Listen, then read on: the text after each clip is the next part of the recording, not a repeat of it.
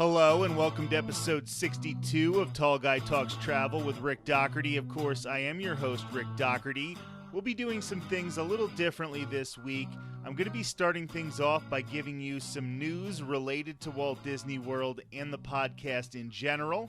After that, Sarah Says will be back on the show so the two of us can discuss the two newest Disney Plus movies, Encanto and Turning Red. We'll talk about the movies themselves, and we'll be speculating and maybe adding some wishful thinking about how these movies could be incorporated into the theme parks. Right now, let's take a look at some news. This past weekend marked the inaugural running of the Run Disney Springtime Surprise at Walt Disney World. Some of our good friends took part in the events of Springtime Surprise in one way or another. Jillian, who's been on the show in the past, will be back next week to talk about doing sunrise yoga at the Magic Kingdom and taking part in the Expedition Everest 5K. Marissa from Chicago was in Florida for the weekend to run all three races in the Springtime Surprise Challenge. That included the Expedition Everest 5K, the Race for the Taste 10K, and the Tower of Terror 10-miler. As many of you know, I also took part in the Tower of Terror 10-miler to raise money and awareness for Break the Silence Against Domestic Violence in advance of my 620-mile pilgrimage on the Ireland Way. So many of you donated to the cause by using my link, but I would really appreciate anyone who hasn't yet donated just dropping $10 at the link in the description. We're really starting to gear up our fundraising efforts for this, and a donation of $10 or maybe even $20 can really make a difference when dealing with a smaller organization like BTSADV. Getting back to the race, Stephen Rathbun of Springfield, New Jersey had the overall top time in the Tower of Terror 10-miler with a time of 53 minutes, 58 seconds. And Victoria Sadowski of Randolph, New Jersey was the top female with a time of 106.28. Definitely a good race for the Garden State. Next up for Run Disney fans will be the Summer of 2022 virtual series, which is themed to Frozen. There are 3 different races with one theme to the original classic, one theme to the heroic sequel, and the third race pays homage to the Broadway hit. All 3 virtual 5Ks are $47.97, and the virtual challenge is $159.90. If you're looking for the next in-person Run Disney event at Walt Disney World, that's coming up this fall at the Wine and Dine Half Marathon weekend running November 4th through the 6th. All of the races are sold out at the moment, but keep checking rundisney.com because availability may open up on occasion. These races also have virtual options to earn the 5K medal themed towards Coco, the 10K medal based on Raya and the Last Dragon, and the half marathon medal for those of you who are fans of the movie Soul. In other news at Walt Disney World, Guardians of the Galaxy Cosmic Rewind is the newest roller coaster coming to WDW, where it will be the newest addition to Epcot. This is a huge deal because it's the beginning of the end for the years of construction that have been going on at Epcot, and the park is finally getting its first proper roller coaster. Cosmic Rewind will be opening to the public on May 27th, and I already have my Park Pass reservation booked to try out this new ride and give my review to all of you. I'm also hoping to get lucky and acquire an annual pass holder preview. We will see on that one. For the first time since Walt Disney World closed down in March of 2020, all of the resorts on property are operating again. Recently, All-Star Sports became the last WDW resort to reopen doors to guests. This happened just in time for Run Disney Springtime Surprise Weekend and an announced summer discount for Disney Plus subscribers. In addition, Disney has also announced plans for a new affordable housing community to be built on property. The proposed project would be 80 acres and would bring more than 1,300 units to the area, according to the company's press release. Quote, "This initiative has been in the works for quite some time and builds on the Walt Disney Company's long legacy of bringing positive, lasting change to the communities it calls home, making an important difference locally to address one of the nation's greatest challenges. Right now, let's talk some movies. We're going to welcome back my good friend Sarah Says. Thanks for joining us, Sarah. Thank you for having me yet again. So this is a travel podcast, but let's be honest, we talk a lot about Disney. So what we're going to do is actually take a break from talking about travel right now and talk about some Disney movies, two brand new Disney movies, Encanto and Turning Red, and we both got the chance to see them. We've had some time to let them both digest, and we're just going to talk about what we thought about them, and then we're going to have a little bit of fun as to how it might relate to the theme parks as well. So, Sarah, first of all, we're going to start with Encanto. I know you absolutely love this movie, so why don't you talk a little bit about it? I do. I really love this movie. I mean, yes, of course, like any other Disney movie, it pulls at your heartstrings, but it's about family, it's about magic. All around, I feel like the music is amazing. I mean, as everyone almost, I feel everyone knows, Lin-Manuel Miranda wrote the music for this movie, and it's brilliant. And you get to hear a lot of his style in the different songs and the rapping, which you don't really hear in Disney movies, right?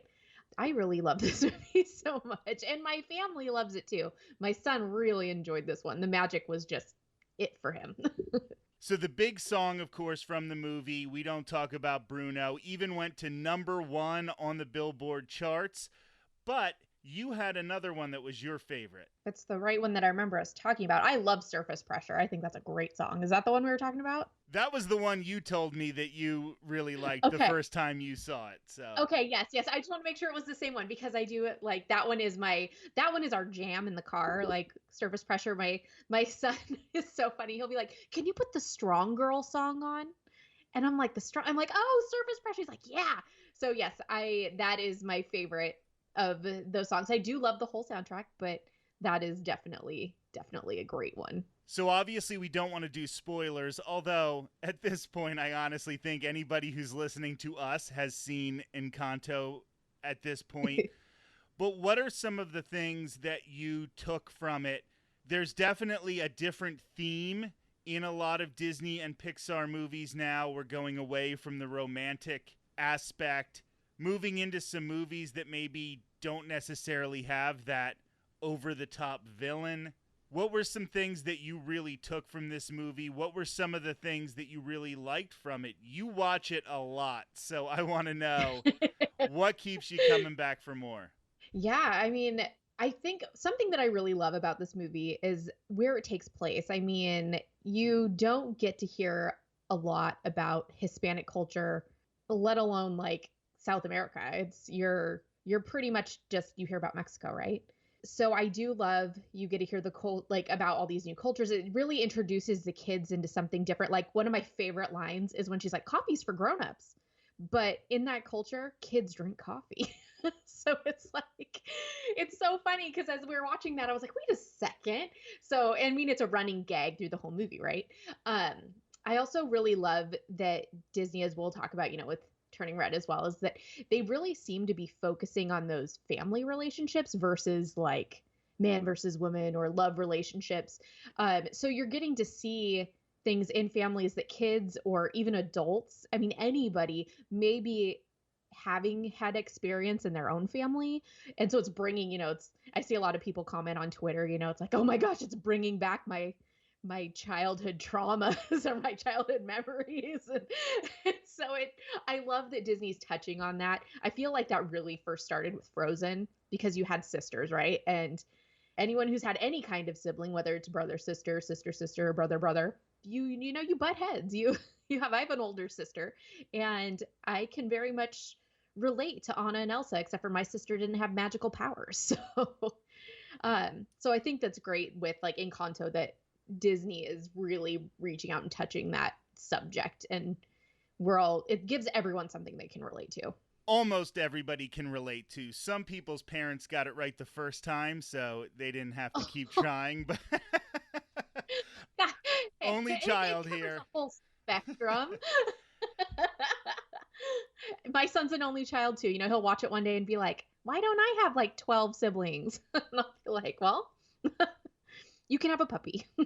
And I think the Frozen analogy is a really good one that you brought up here, because there are a lot of things about Encanto that are similar to Frozen, and then there are some things that are just completely different, but it definitely builds off, like you said, the family relationships. It has that big song that even is making it onto the charts. This is the biggest movie Disney has had since Frozen. And that's a big deal, because remember how big Frozen was. And when you think about that being white girls in pretty dresses, that was easily going to become a hit. But now you have a different culture that hasn't been touched upon in Disney movies in the past. Not everyone is that traditionally beautiful look. We talk about the surface pressure song. We now have a muscular female character in one of these movies. Some of the family members are just regular looking people. They would look like they would be in your family or somebody that you would know. And it's not just Anna and Elsa with the waists that are the size of putting your fingers together.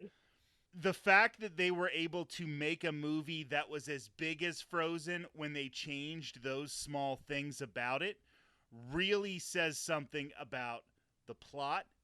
It says something about the animation, which I think sometimes might get overlooked when we talk about all these other things, but it is a beautiful movie, a gorgeous movie. You still have the pretty dresses, but maybe a more realistic waist on some of the characters. There are a lot of things about Encanto that are really, really good, and I'm glad that they were able to pull that formula that worked with Frozen, but do something very, very different with it. Yeah, I totally agree. And one thing, like a couple of the like little stories that I've heard off and on since the movie came out that I love is that the animators really fought as well for Luisa's character to make her a strong character, but not manly. Because that's normally what you see, right? You see a female character who is strong and has muscles, but all of a sudden you look at her and she looks like a guy. So they made it so she's still a beautiful character, but her power is she's strong, right? So it's really like amazing to me. And I feel like as well, I heard somewhere that at the parks, the costumes that little girls can buy, or I guess little girls or little boys, whoever wants to, of the dresses, that Luisa was like one of the top selling for these little girls. I'm like, oh, that made me feel so good. That's amazing. I know one of my son's classmates, she came back from Disneyland a few weeks ago dressed as Mirabelle, and she was like decked out. She had the glasses, and her mom had curled her hair, and it was like the cutest thing I've ever seen. It was, oh, I love it. It made me so happy. And then that eases right into Turning Red, which is the new Pixar movie that went right to Disney Plus. It was free from the get-go for everybody who has Disney Plus. So this was interesting. It felt like Disney was burying this movie, but since it's been released, I think this is another really, really great flick. Yeah, I agree. This is a great movie. I mean, this movie spoke to me like on levels that I can't even. As a teenage girl, I mean, I was a little bit older teenage around 2002 when this movie takes place, but it was my like her interests and the music she listens to, everything was just like, oh my gosh, the whole movie I'm like, yes, this is so great. And like experiences she went through. I mean, of course she is in a different culture than I am, but it was like just other things that she did. Oh, I loved it so much. And even my son, who's 6, loved it. My husband loved it. We all had something in it that spoke to us. So once again, without getting into spoilers, your husband does have a very particular favorite character in Turning Red, and she is a hoot. Oh my gosh, Abby. Abby is his. Oh, from the minute you see her the first time, my husband's like, I like her. I really like her. And every time she came on and did something, he was just like cackling. It was so funny. He loved her so much. There's so many things about this movie that I think are not only important, but interesting choices. For example, they're dealing with Chinese culture, but they didn't deal with it in China. This isn't like Mulan, where they're dealing with Chinese culture in the place where it was birthed. This is a Chinese family in Canada. So it's a very specific situation, but that ends up showing you how universal all of our experiences are at that age. By highlighting this very unique culture, it definitely does say, you know what, we all deal with the same stuff when we're 13, and these are ubiquitous experiences for so many people. You were still a teenager in 2002, which is when the movie takes place. I was already in the workforce. I'm older than you. I'm an old head. Not that much. And for other reasons, probably. Like, I wasn't into the boy bands or I wasn't into those things. But going to a concert, I remember I was 14 when I went to my first concert, when I had to get the permission to go and do all that stuff. She was 13. Maybe it was a different type of concert, but those are experiences that everybody has, and seeing them from a different culture, I think it makes everybody feel a little more unified, because everybody's parents are a pain in the butt sometimes. So true. Everybody has to manage family with their friends and all of that stuff at that age, the expectations of your parents built in with wanting to be popular or do these other things that don't necessarily have to do with school. And then maybe you do want to be successful in school, so you're trying to balance all of those things at the same time. It did a really good job of highlighting that. And like you said, it's funny. We talked about Lin-Manuel Miranda writing the music for Encanto. I don't know if a lot of people know this, but Billie Eilish wrote the music that the boy band plays in Turning Red. So once again, you're getting really, really good music because you're getting these incredibly talented people who are writing these songs. I thought Turning Red surprised me more than any Disney or Pixar movie I've seen in quite a long time. Did it surprise you just because you liked it more than you thought you did? Or was it you were surprised just because the content, like the whole thing, it was just like completely what you weren't expecting and it was just that good? When I first saw the trailer for it, I didn't know if I was going to like it. First of all, I did think, and we don't talk about this kind of stuff all that often, but I thought, oh, here's another movie where they turn a person of color into an animal. That is really, really weird that Disney does that so much. But you can almost understand it in the context of this movie. I just didn't think it was going to be something that did appeal to me as much. First of all, they put it right on Disney Plus. So you were thinking already, boy, this might not be that great if they don't have the faith in it to put it in the theaters. And then a lot of the humor seemed like it was going to be kid humor. It was going to be geared towards 12, 13-year-old kids. But this is a very universal story. There is a scene, and we're not going to do any spoilers, where they definitely get into the pressure the mom is feeling. Mm-hmm. This is not just a story about a 13-year-old kid. It is a story about the entire family. And I'm going to talk about the 300-pound, panda in the room. And that is, there has been a lot of talk about the movie with people saying it's inappropriate and some of the topics that get covered. I really found that it was almost the other end. I thought it was extremely wholesome. 13-year-old girls have crushes sometimes. 13-year-old Yes. boys have crushes, and if you think that wasn't wholesome, trust me, you haven't been in the mind of a 13-year-old boy. So it is, I thought it dealt with some of these topics so well. It is a PG movie, so there might be things that younger kids don't get. They don't understand it. But I don't think there's anything at all offensive. I thought it was handled so well. There's a scene where the mother addresses something that happens as girls start to become women. And the amount of my female friends that I have seen online saying, oh my goodness, if my mother would have handled it that well, Right? it would have been so much better for me. I think that the movie broached a subject in a way where it gave families a chance to have a conversation in a way that wasn't weird, because you just want to continue watching the movie. That mother Mhm. handled everything so well. It gives you a roadmap. As somebody my age who remembers growing up watching Family Ties, I feel like the Keaton parents gave American parents a roadmap. Like, this is how you're accepting of your kids. Your kids are going to go through some things. Now, this mother is far from perfect. And that is part of why the plot happens. But there are these areas where she handled things so well. And another thing I've seen mentioned where I didn't think of it is the father Mhm. who really is there supporting his daughter. And you don't even really notice him a lot because he's so much in the background. So maybe he's not handling these things where he doesn't have personal experience, but he is so supportive of his daughter. He understands the tension that exists sometimes between a daughter and the mother. This is a really, really good movie. And if you're seeing things on the internet that are saying that this is not a good movie for kids, I think almost the exact opposite.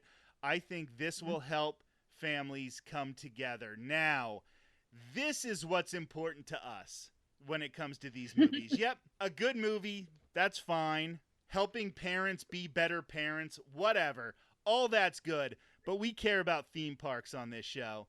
So we're going to start talking about some ideas that we have. Obviously, none of these are probably ever going to happen, Oh, never. but ways we think they can incorporate these two movies into the parks. Recently, Disneyland has added in Frontierland a permanent Mirabelle meet and greet from the movie Encanto. So that's great. We're starting to see some of these characters make it into the parks. There was an Encanto themed food booth at Epcot for The Festival of the Arts. absolutely. I don't know why the name was slipping my mind there for a minute, but at Flower and Garden, which is going on right now, there's also an Encanto garden that is in Ooh. Epcot. So Disney has definitely noticed the cultural phenomenon of Encanto. So that probably means we have a better shot of getting something in the parks. So what are some things you would like to see, Sarah? I love that Mirabelle has a meet and greet. I'm not gonna lie, and I love the fact that she's right next to Miguel from Coco because Coco's like my favorite. It makes me so happy. But I know I was talking to you about this a while back about, other character meets, but you could never have Dolores because she's, the one that can hear really well because everyone would mess with her. Everybody would, that poor character would just get harassed. So, unfortunately for that, you really, I mean, maybe Bruno, it'd be kind of fun if you had like a Bruno character to meet. Um, I really think that they should have some kind of a ride. Isn't there one of the other Disney parks that's building like the house? So actually, Sarah, they're not building it yet, but I believe what you heard was a pitch from Lin-Manuel Miranda, who is telling Disney he wants to see this house in a theme park.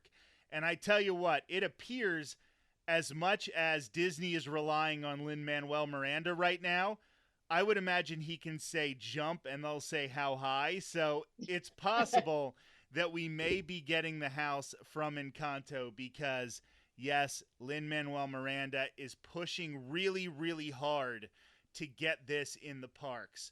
Now, let's just say they were to bring this to Walt Disney World. Mhm. Where do you think it belongs? What park Oh, do you think should get Encanto? that's tough. Oh, that's really hard because the way I envision it is if the house were there, it needs to be like Mystic Manor. So that way things are moving, you drive. So you can't put it, I don't feel you could put it in Magic Kingdom because there's already Haunted Mansion and you can't have like dueling houses, right? So that's really hard. I don't know because well, and there's not a Columbia or anywhere it would really fit in Epcot unless they added somewhere in Epcot. This is really challenging. I feel like I'm taking my SATs right now. And I didn't even take my SATs. What do you think? So I find it interesting that you mentioned bringing Colombia to World Showcase because I know that's something people have discussed. I understand there's a weird line that Disney runs with politics when it comes to creating World Showcase pavilions. Somehow, Germany made it 40 years after a world war. I don't understand how that happened, but I think they try to keep countries that are going to be controversial from being a part of World Showcase. Whatever your particular opinions are, it doesn't really matter. And with Colombia, because of the drug trafficking, it's not even really a political statement. The people of Colombia are hurt by it. Nobody is, quote unquote, for it. I could just envision a situation where they create a Colombia pavilion and something bad happens and it puts Disney in an awkward situation. That's fair. That is fair. So it's not even a political situation. It's world events and something bad potentially happening with everything that's going on there. Now, if they made a Colombia pavilion and they really leaned hard into making it IP related, making it Encanto related, it probably would avoid any drama in those situations. True. Like at this point, if Norway had a big problem, would you even think about it with the Norway pavilion? That's now the Frozen pavilion. So Exactly. Exactly. That's what I was thinking too. I was like, it's now Frozen. So I do think they could get away with it if they made it very, very Encanto related. But if you do that, then I feel you're shortchanging South America, which definitely does need representation in World Showcase. And I know there's at least 2 plots of land where they can put new pavilions in World Showcase. So that's definitely a possibility. I could see them doing some sort of animal show at Animal Kingdom. True. Because Antonio has that special relationship. His gift is talking with the animals. That would be a really cool show at Animal Kingdom. But I don't want to just exclusively put Encanto in Animal Kingdom. I feel like you could have Encanto in all 4 parks with some sort of representation throughout Walt Disney World. You could have the show for Antonio in Animal Kingdom. You could put a dark ride in Fantasyland, which desperately needs more dark rides to help with the crowds. And that would be a beautiful dark ride because you could go in and see these elaborate colors, hear the music. It would be a really, really good dark ride. Hollywood Studios already leans into that type of animation. You could almost put anything in Hollywood Studios. And then, of course, as we mentioned, Epcot getting a Columbia Pavilion in World Showcase. So plenty of ideas for you there, Disney Imagineering, to put Encanto in the parks. Now, Turning Red, while I really, really like it, I don't know if it's going to be as big of a hit as Encanto. That's true. I agree. I think it's going to be very well loved, almost like one of those cult classic Disney movies at some point, you know? Yeah, I don't see it being, it's definitely not going to hit the same caliber as Encanto. So just getting back to World Showcase, I know there was a debate going on Twitter where they were saying, would the meet and greet go in the Canada Pavilion or the China Pavilion, because it is Chinese culture, but it takes place in Canada. Now, I personally think this was a Canadian movie. I agree. I mean, part of it takes place at the Sky Dome. That's how Canadian this movie is. And you see the skyline through the whole movie. You see the Toronto skyline through the whole movie. Towards the end, there's a blue jay jumping around. Like, they steer into Canada. And Canada doesn't have a lot going on. There's the movie, and there's the waterfall. Everybody wants to take pictures of the waterfall at the Canada Pavilion. But besides Canada Far and Wide, there's nothing to, like, bring kids into the pavilion, have them experience the pavilion. I definitely think meeting some of these characters. I know your husband would love to meet Abby. He would love that picture. Oh my gosh. He would love that with their angry eyebrows.